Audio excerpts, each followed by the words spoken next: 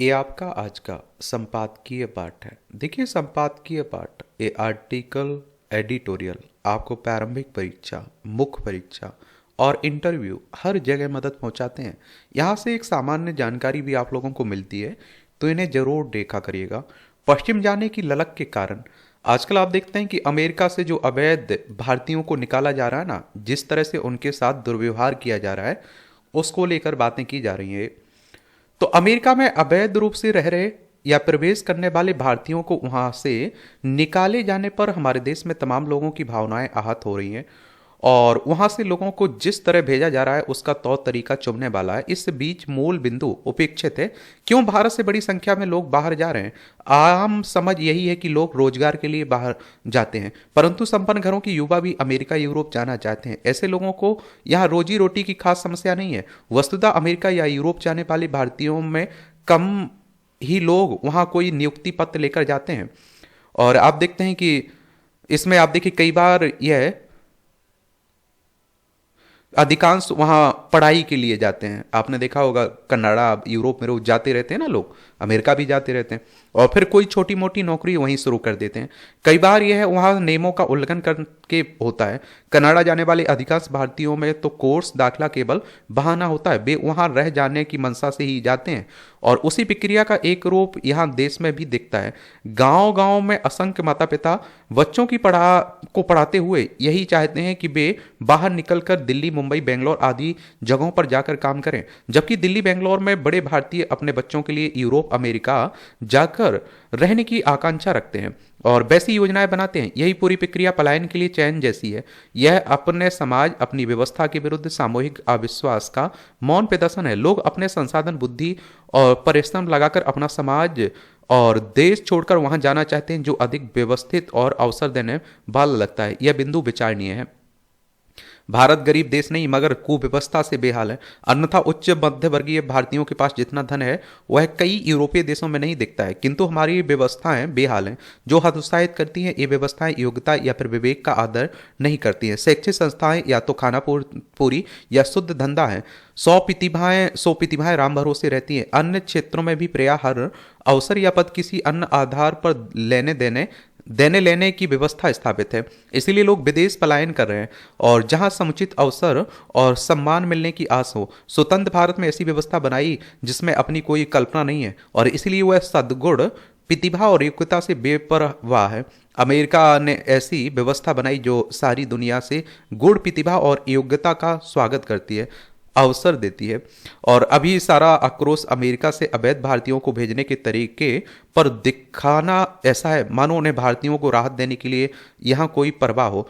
वस्तुतः हमारा बड़बोलापन और निकम्मापन एक ही सिक्के के दो पहलू हैं। ये आप लोग हमारे नेताओं के जो भाषण रहते हैं उनमें भी देखते होंगे। आप लोगों को मालूम होगा 2014 में जब नई सरकार बनी तो कहा जा रहा था कि जितने अवैध भारत में लोग रह रहे हैं उन्हें निकाला जाएगा भारत से, लेकिन कितने लोगों को निकाला गया? देखिए, अमेरिका के डोनाल्ड ट्रंप ने चुनाव दौरान अपना कहा कि हम अवैध लोगों से अमेरिका को निकालेंगे, अवैध लोगों को। देखिए, उसने शपथ लेते ही काम शुरू भी कर दिया। और इसमें आप देखेंगे कि जिस तेवर से हम सीखी बकारते या दूसरों को की निंदा करते हैं, उसी रो में हर जिम्मेदारी किसी अन्य पर डालकर अपना पल्ला झाड़ते हैं। सुरक्षा से लेकर शिक्षा, चिकित्सा, दैनिक प्रशासन, अन्य व्यवस्था तक हर मामले में पार्टीबाजी पर दोषारोपण और लफाजी हमारे प्रमुख विमर्श हैं।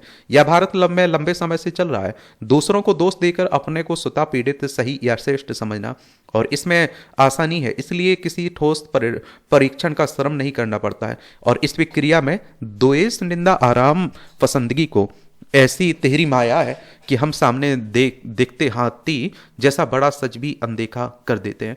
अपने विमर्श में नियमित रूप से हम जो दावा करते हैं वास्तविक व्यवहार उसके धुर विपरीत दिखाता है। और हमारा संपूर्ण जीवन नेताओं से लेकर बुद्धिजीवियों, छात्रों और मैनेजरों तक, यानी नीति, उद्योग, शिक्षा, कला, रहन सहन, भाव भंगिमा, खेलकूद, मनोरंजन आदि तक मुख्यतः विदेशी विचारों, वस्तुओं, भाषा शैली, मॉडल आदि में प्रेरित संचालित है। और क्या यह साफ नहीं ये दिखाता कि हम अमेरिकी, यूरोपीय चीज़ों और विचारों, उपायों, पुस्तकों, फिल्म, संगीत और खेल आदि को भी श्रेष्ठतर मानते हैं और उसके लिए अपनी हर चीज, ज्ञान, दर्शन, यज्ञ, नियम, भाषा, संस्कृति, यहाँ तक कि सदा के लिए देश छोड़कर अमेरिका, यूरोप में बस भी जाना चाहते हैं। पूरी बुद्धि, परिश्रम और धन लगाकर बच्चों को वहां पहुंचाना और सेटल करना चाहते हैं। यह व्यवहारिक बिंदु है। एक छोटा बच्चा भी अब सामने उपलब्ध दो चीजों में बेहतर उठाता है, और अतः सत्य और व्यवहार को कसौटी बनाना ही उचित है। तब देखिएगा कि अधिकांश भारतीय अमेरिका, यूरोप को अपनाने के लिए तैयार बैठे हैं, क्योंकि हम अपना कुछ भी तुलनीय नहीं बना सके हैं। प्रश्न है कि यदि हमारे ऊपर भेदभाव, उपेक्षा, उत्पीड़न आदि की कोई स्वदेशी करे तो क्या वह मंजूर है, जबकि कोई विदेशी उसके विपरीत व्यवहार करे तो हमें नामंजूर होगा। इसी का उत्तर हमारे लाखों लोग अवसर मिलते ही विदेश पलायन को प्राथमिकता के रूप में देते हैं। देश त्याग कर यूरोप, अमेरिका या ऑस्ट्रेलिया में जा बसने की उत्कृष्ट प्रक्रिया यही है, और यह उनकी संस्कृति, उनकी शिक्षा, उनका शासन खुशी खुशी स्वीकार करने के सिवा और क्या है। और इसके लिए आप देखते हैं कि वे कष्ट भी उठाते हैं, यानी न केवल वह संस्कृति और शासन बेहतर, बल्कि उसमें प्रजा बनने के लिए लंबी तपस्या करने, वहाँ नागरिकता विहीन रहकर भी जीवन लगाने के लिए तमाम भारतीय तैयार हैं, बिना किसी आमंत्रण या दबाव के। इसका कारण मात्र लोभ को बताना, उन भारतीयों का मान करना है जिन्हें हम पहले तो उचित अवसर या स्थान नहीं देते, फिर उनकी चाह और आप देखते हैं कि क्या चाह और परिश्रम का मजाक उड़ाते हैं। तथ्यों और आप देखेंगे कि प्रमाणों से बेपरवाह है। अब बात को छोड़कर हमारे बुद्धिजीवियों में नीति निर्माण और सुव्यवस्था की समझ तक नहीं रही और वे नारेबाजी के भरोसे रहते हैं। तब कौन देश ऐसे लोगों की भीड़ चाहेगा। यह स्वाभाविक है कि अमेरिका प्रशासन भी केवल सुयोग्य भारतीयों को रखना चाहे, बाकी को कड़ाई से बाहर करे। हमें अपना घर सुधारने की चिंता होनी चाहिए। दूसरों की निंदा करना आत्महीनता है। लेखक, राजनीति शास्त्र के प्राध्यापक और वरिष्ठ स्तंभकार हैं। इनका नाम है शंकर शरण। इनके द्वारा यह आर्टिकल लिखा गया है। आसान नहीं ऑनलाइन गंदगी से निपटना। आजकल आप देख रहे हैं कि कॉमेडियन समय रैना के यूट्यूब चैनल पर इंडिया गॉट टैलेंट कार्यक्रम के दौरान एक अन्य यूट्यूबर रणबीर इलाहाबादिया की ओर से की गई बेहद भौंडी टिप्पणी का मामला फिर से सुप्रीम कोर्ट में सुना गया है। सुप्रीम कोर्ट ने रणबीर इलाहाबादिया को अपना पोस्ट कार्ड शुरू करने की अनुमति तो दे दी, लेकिन उसने समय रैना को खूब खरी खोटी सुनाई, क्योंकि न्यायाधीशों को इससे अवगत कराया गया कि रैना ने अपने कनाडा दौरे के समय शीर्ष अदालत की कार्यवाही पर तंज कसा और इस मामले की जांच मुंबई और गुवाहाटी पुलिस भी कर रही है। कहना कठिन है कि वह किस नतीजे पर पहुंचेगी। यह कहना भी कठिन है कि सुप्रीम कोर्ट इस मामले में क्या करेगा, लेकिन फिलहाल यह दिख रहा है कि उसने सख्त रवैया अपना रखा है। उसने सरकार से फिर कहा कि वह यूट्यूब चैनलों और अन्य ऑनलाइन प्लेटफॉर्मों की सामग्री का नियमन करे। वह इस मसले पर कितना गंभीर है, इसका पता इससे चलता है कि उसने सरकार से इसका मसौदा तैयार करने को कहा।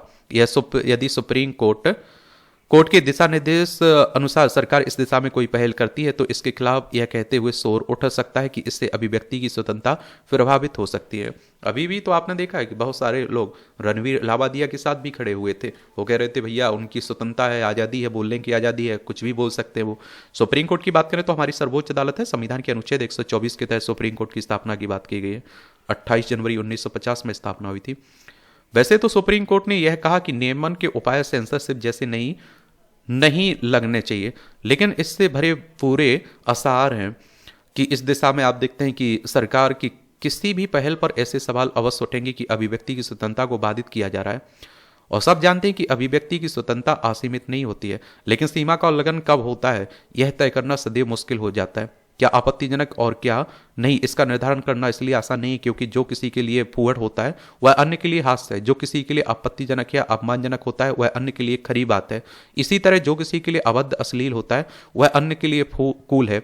यह किसी से छिपा नहीं है कि समय रैना, रणबीर इलाहाबादिया और उनके साथियों के खिलाफ कार्रवाई का अनेक लोग विरोध भी कर रहे हैं। उनकी दलील है कि आखिर फूहड़ता के लिए किसी को जेल में कैसे डाला जा सकता है। कुछ यह कह रहे हैं कि इस मामले में पुलिस और अदालत अपना समय जाया कर रही है। आखिर रैना और इलाहाबादिया ने लोगों को अपना शो देखने के लिए बुलाया तो था नहीं। कुछ लोग यह भी पूछ रहे हैं कि क्या रैना और इलाहाबादिया आदि को जेल भेज देने से गरीबी, बेरोजगारी जैसी समस्याओं का समाधान हो जाएगा। उनके कहने का यह ऐसा है कि पुलिस अथवा अदालत को इस पचड़े में नहीं पड़ना चाहिए। क्या वाकई नहीं पड़ना चाहिए? इसका भी कोई सीधा जवाब नहीं है, लेकिन इतना तो तय है कि अनेक कॉमेडियन, इन्फ्लुएंसर जैसी ऑनलाइन फूहड़ता, अश्लीलता फैला रहे हैं। उसकी अनदेखी करने से भी कोई समस्या सुलझने वाली नहीं। इसका यह भी मतलब नहीं है कि रैना, इलाहाबादिया आदि को जेल में डाल देना समस्या का सही समाधान है। जो लोग यह चाह रहे हैं कि अभिव्यक्ति की स्वतंत्रता के नाम पर भोंडी, ओछी ऑनलाइन सामग्री की अनदेखी कर दी जाए, उनकी तरफदारी करना भी कठिन है, क्योंकि अनेक तथाकथित कॉमेडियन और इन्फ्लुएंसर ऑनलाइन प्लेटफॉर्म पर जमकर गंदगी परोस रहे हैं।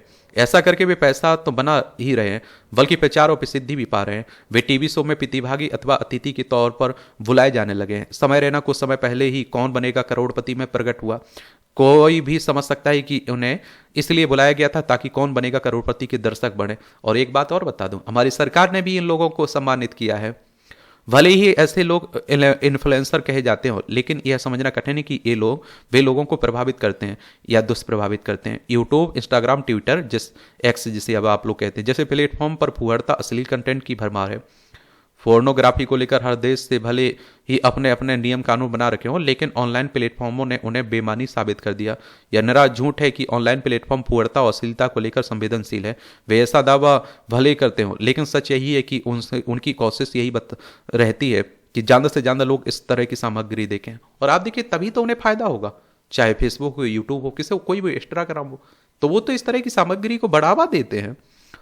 और यह इसलिए क्योंकि इन प्लेटफॉर्म ने इसकी खुली छूट दे रखी है। ये प्लेटफॉर्म यह कहकर पल्ला झाड़ लेते हैं कि वे तो माध्यम भरे, यानी उनका काम पोस्टमैन शरीका है। इस कारण इन प्लेटफॉर्म का इस्तेमाल नफरती अराजक तत्वों के साथ आतंकी भी करते रहते हैं।